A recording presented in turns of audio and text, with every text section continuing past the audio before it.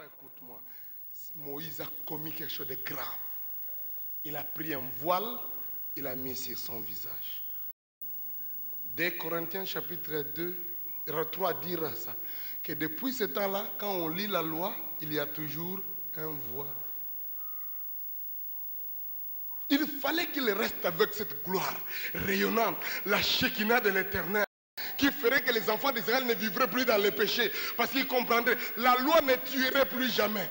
Mais parce qu'il a mis le voile, la loi est devenue quelque chose qui était bloqué par le voile. La Bible dit chaque sabbat, quand ils lisent la loi, il y a toujours le voile.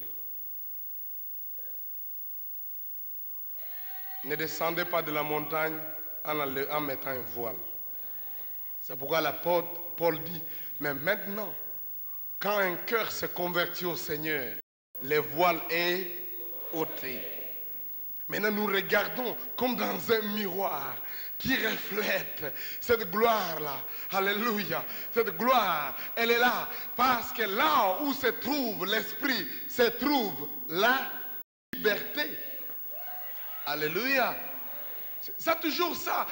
Quand un mouvement de réveil commence, il y a des choses, il y a des fracas, il y a des bancs qui se cassent. Et dans le but de vouloir mettre un peu de l'ordre, on met un petit voile pour dire, attends frère, vous comprenez? Et puis quand un frère commence à prier là-bas, il dit, attention, est-ce que les diacres peuvent veiller un peu sur le frère là pour que... Et puis, il dit, attention frère, vous savez, il faut faire attention, le diable aussi agit. Hein? Donc vous comprenez, ça commence à, en fait, à devenir dangereux. Alléluia. Il faut faire attention, frère. Il ne faut pas exagérer. Tous nous sommes remplis du Saint-Esprit, mais maîtrise de soi, frère. Maîtrise de soi. Maîtrise de soi. Maîtrise de soi. À un certain moment, les poissons que Dieu nous a donnés, nous commençons à les comprendre comme si c'était un serpent. C'est ce qui fait que beaucoup de gens ont peur de recevoir le baptême du Saint-Esprit. Ils disent, je ne sais pas, je vais devenir comme l'autre là. Voyez vous-même. Non. Il faut faire attention, frère. Il faut faire attention. D'autres, nous sommes de genre un peu... Hein, il faut...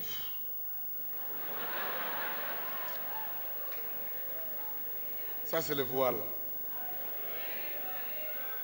Descendez de la montagne, maman Judith. Libre. C'est ça que je vous aurais dit ça ce jour-là, mais Dieu a prévu que ça soit après qu'on est sorti du stade. Libre. Alléluia. Car là où se trouve l'Esprit du Seigneur, se trouve la liberté. Libre. Libre pour adorer le Seigneur, l'exalter de tout cœur. Libre. La Bible dit que la manifestation de l'Esprit est donnée à chacun pour l'édification, pour l'utilité commune. La manifestation. J'ai regardé mon grec, on le dit phanérosis, c'est-à-dire mouvement immédiat, spontané, qui agite. Oh, c'est ça. Ouais. La Bible appelle le Saint-Esprit Roua, c'est-à-dire un esprit qui agite les arbres. Quand dans les Actes des Apôtres on dit qu'il y a eu un vent impétueux, c'est la nature même. Ce n'était pas juste une image, ce n'était pas juste un symbole, mais le Saint-Esprit vient comme un vent impétueux parce que c'est Roua. Alléluia.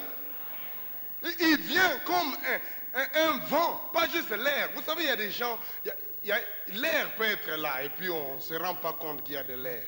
Hein? Il y a de l'air ici, non? Il y a de l'air. Mais quand le vent, même pas un petit, mais quand il y a le vent, c'est-à-dire c'est l'air en mouvement. Donc on se rend compte, même si vous ne le voyez pas, mais on se rend compte qu'ici, il y a un vent. Le Saint-Esprit n'est pas de l'air.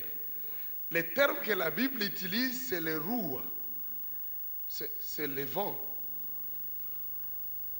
C'est l'air en mouvement, agitant comme on voit les quelques arbres là dehors. Là dehors, il y a le vent, ici, il y a de l'air. Donc,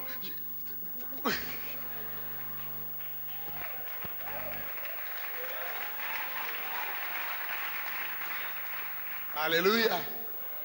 L'Église a besoin de comprendre cette réalité.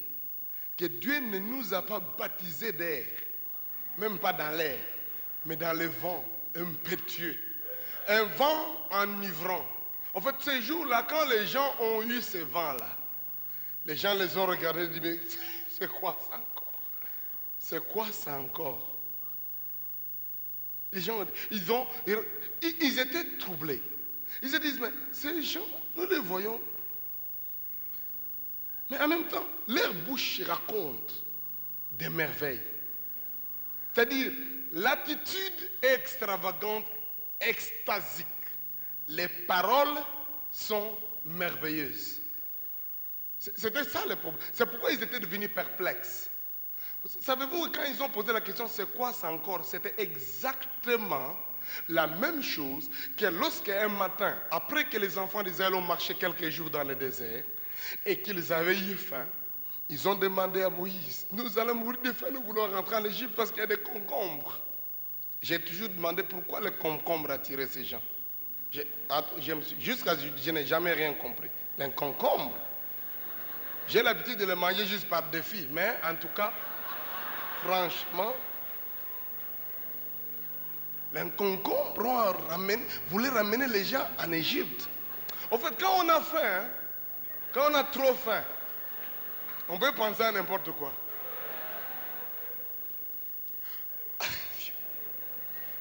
Et Moïse est allé à tourner vers l'Éternel. Il dit, ce peuple va me tuer.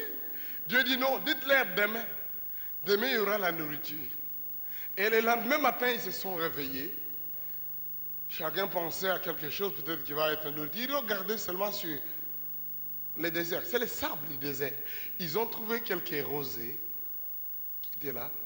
Et puis, ils ont dit, mais cette rosée ici, elle est différente. C'est pas comme d'habitude.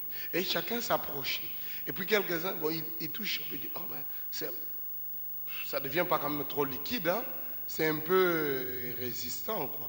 Et puis, bon, je ne sais pas comment, le premier a fait quoi, mais est-il que...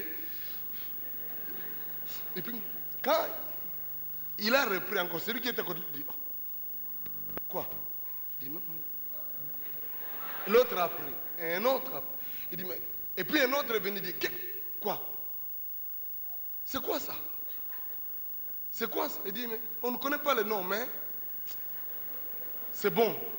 Et puis un autre a commencé à manger. La Bible dit que c'était comme un gâteau, et chacun commençait à manger. Et quand les autres venaient demander, vous mangez quoi? Il dit, mais nous mangeons, c'est quoi ça?